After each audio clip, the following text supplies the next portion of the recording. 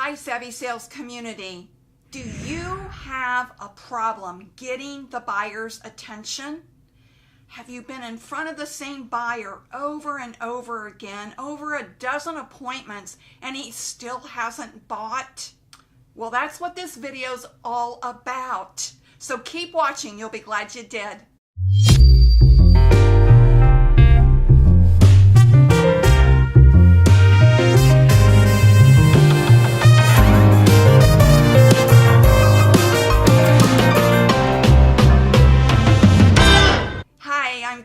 Harrington, the Savvy Sales Lady, your personal YouTube sales coach, helping you to learn sales savvy intelligence so you can sell intelligent. So do you have difficulty getting the buyer's attention?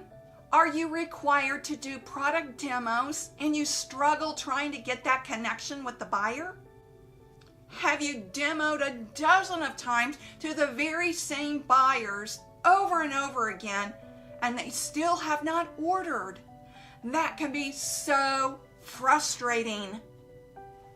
If this sounds familiar, what you have is a rapport building problem. And frankly, you need to try something different.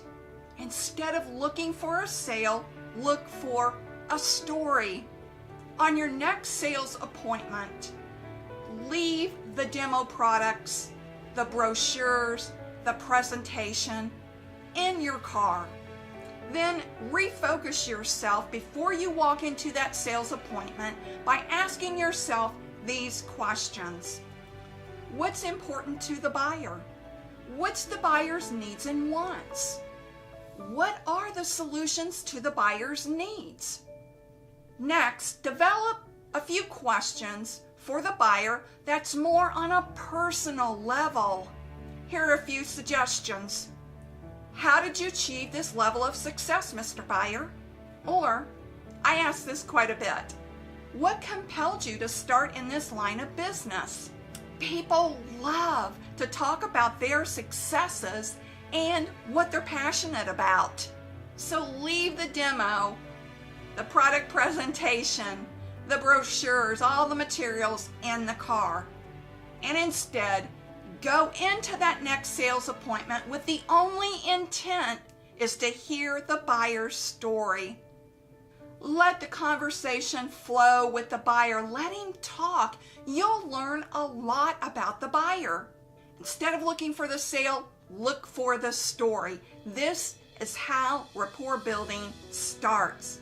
Don't even mention your product unless he asks you questions about your product.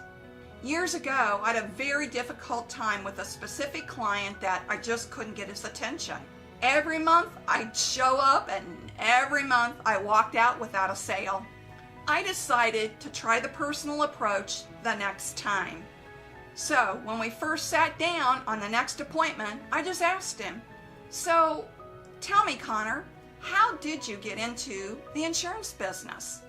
2 hours later, I knew his entire story, and I walked out with a $500,000 line of business book roll. I never mentioned business at all. After he finished his story, he asked me, and this is what he said. "In all my years in business, Christine, not one sales rep has ever asked me how I started in this business. You're the first one, and thank you for that." You see, his story was about his struggle in childhood and how he was told he'd never succeed. And he was frankly one of the largest insurance agencies that I called on. So the story and his success meant a lot to him, like it means a lot to everyone. We all have our story, right? And in that moment, he then extended his offer to work with me. And more than that, his comment really touched me. It touched me here because I could almost feel his sincerity when he thanked me. Try this tip on those clients or those buyers that you're having difficulty making a connection with. And Give me a thumbs up on this video if you're willing to try this tip on your next sales call this week. I also want to encourage you to leave your comments below. I love reading comments. And I'm here to help you. Now, if you haven't already grabbed my free giveaway below, would you go ahead and click on it? And while you're at it, if you're not a part of the Savvy Sales Lady community, go ahead and hit that subscribe button and the notification bell so you'll be alerted when my next video is uploaded. But more importantly, remember this: sales is a journey.